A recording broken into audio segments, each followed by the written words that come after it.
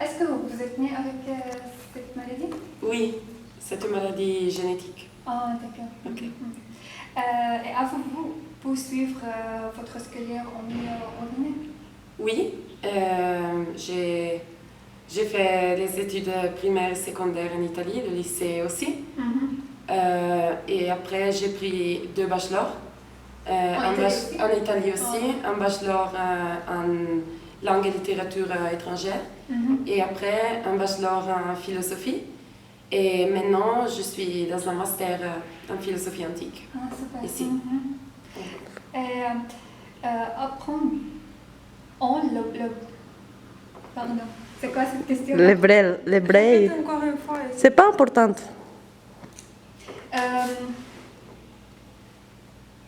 Et comment vous manipulez les nouvelles technologies dans tel ordinateur?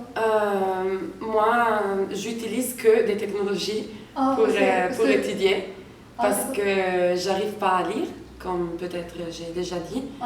Et donc, j'utilise surtout l'ordinateur ou l'iPad, par exemple, pour lire des livres, etc. J'utilise des textes en PDF. Si on ne les trouve pas sur Internet, il faut faire le scannage et puis mettre sur l'ordinateur.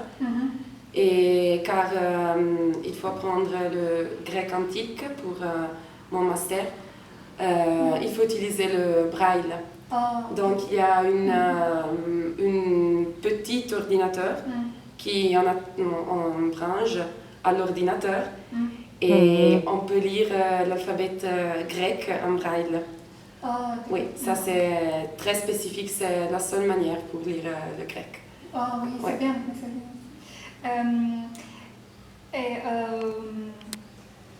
Comment pouvez-vous penser par rapport des couleurs, par exemple? Alors, moi... Comment vous percevez les couleurs? Comment percevez-vous les couleurs, par exemple? Alors, s'il y a beaucoup de lumière, j'arrive à voir les couleurs. J'arrive pas à reconnaître les personnes s'il y en a beaucoup. Mais si je regarde une amie, par exemple, j'arrive à voir son visage. Mais ça seulement pendant le jour.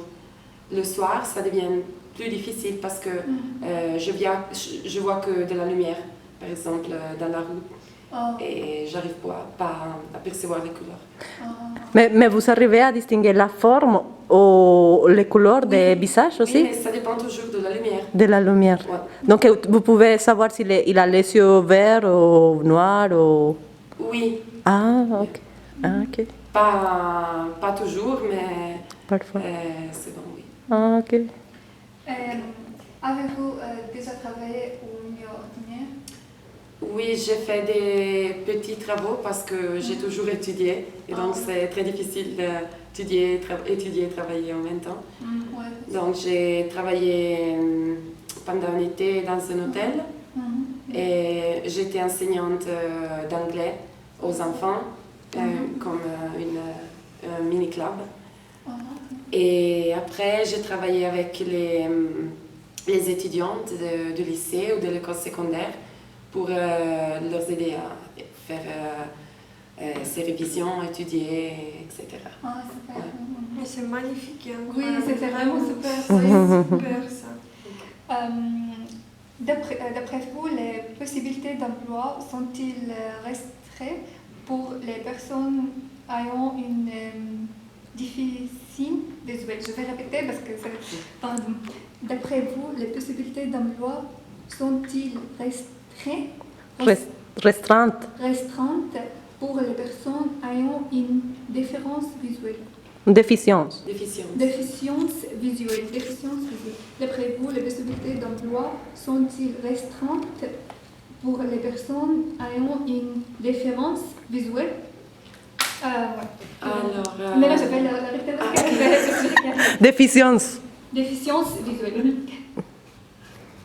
tu vas pas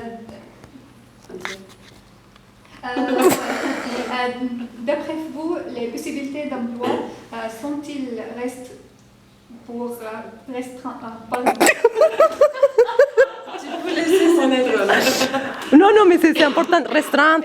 Mais pourquoi j'ai pas emporté comme ça, c'est très bien. Oui, c'est bon, comme tu veux. Mais c'est pas grave. C'est vrai? Oui, bien sûr.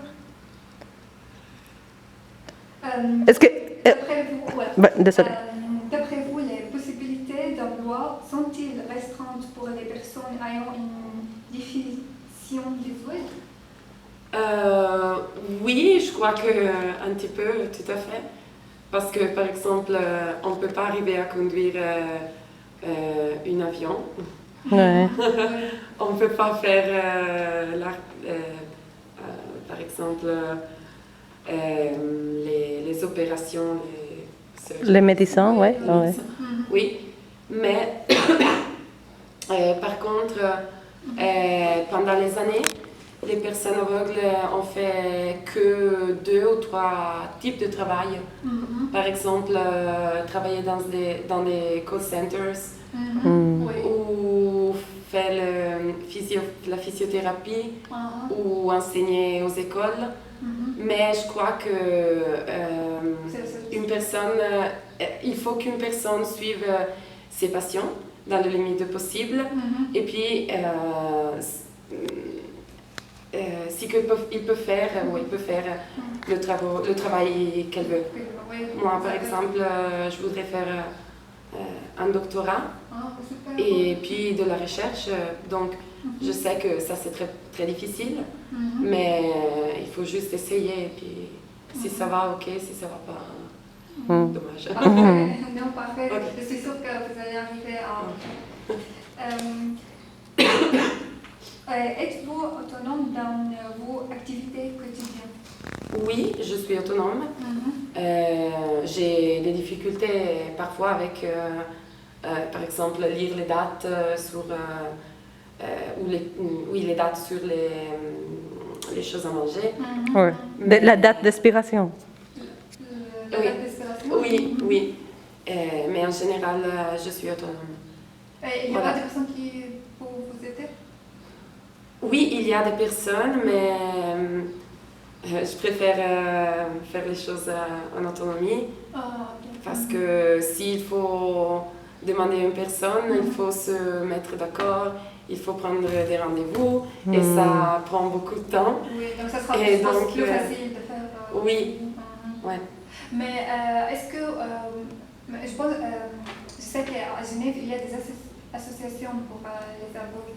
Vous avez participé à... Oui, alors, quand j'étais... Parce que j'avais habité à Genève il y a 2 ans, 2 années, pour mon Erasmus. Et donc, une grande difficulté que les malvoyants ont, c'est arriver dans une ville qu'on ne connaît pas. Et parce que voilà, on ne peut pas savoir où les choses se trouvent si on ne connaît pas la ville. Et alors, j'avais contacté une association qui s'appelle ABBA. Et ils vont me donner une fille, disons, une femme, qui m'a donné un cours de, je ne sais pas combien d'heures, pour apprendre, pour s'orienter dans la ville, disons. Et apprendre, par exemple, où il y avait les choses les plus importantes. Et après, quand on possède ces notions-là, alors on arrive à se débrouiller et découvrir la ville. Oui. J'aimerais savoir comment rêvez-vous? Est-ce qu'il y a quelque chose de spécial? Oui, ça c'est une question difficile. Oui, par rapport à vous, je ne sais pas quand je rêve, oui, parce que voilà, j'arrive à voir un petit peu et donc dans mes rêves, je vois.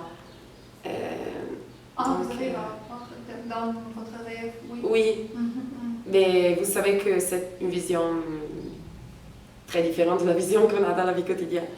Mais ça, c'est la même chose pour tout. Ah, Mais aussi des sons. Vous arrivez à entendre des sons pendant votre rêve.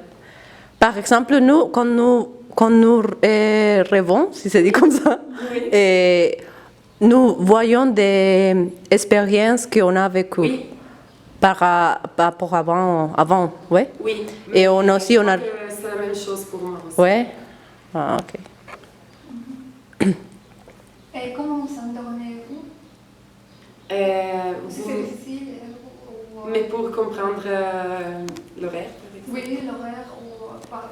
À quelle heure il faut dormir? Oui, à quelle heure, oui, à quelle heure il faut dormir ou vous connaissez déjà Bah oui, moi je n'ai pas un horaire établi, fixe. Ah, Non, parce que si je suis à la maison, je me couche à minuit. Ou sinon, si on sort, ça devient plus tard. Oui, Si on est fatigué, c'est plus tôt. Oui, c'est Et normal. oui, c'est normal. Oui. Pouvez-vous mettre les films? Pardon? Est-ce que vous regardez les films? Oui, je regarde les films. Parfois, ça c'est difficile parce que voilà, je vais perdre beaucoup de la partie visuelle. J'arrive à voir parfois des choses sur l'écran, mais ma vision c'est pas complète comme votre vision. Et donc, il faut écouter aussi beaucoup. Parfois, on comprend de quel type de scène il s'agit en écoutant. Donc, les bruits, la musique, etc. Il y a beaucoup de facteurs qui nous aident. Et à votre opinion, faut-il toujours aider en aveugle dans l'amour? Oui, tout à fait. C'est toujours un plaisir. Oui. Parce que voilà, c'est une bonne chose. Demander. Et puis, si on a besoin, on dit oui, merci. Sinon, non, j'arrive. Ça va aller. Mais même chez l'association, c'est difficile de demander en aide, ça a besoin de rendez-vous et tout ça. Pardon? Même si vous allez chez une association, est-ce que c'est compliqué aussi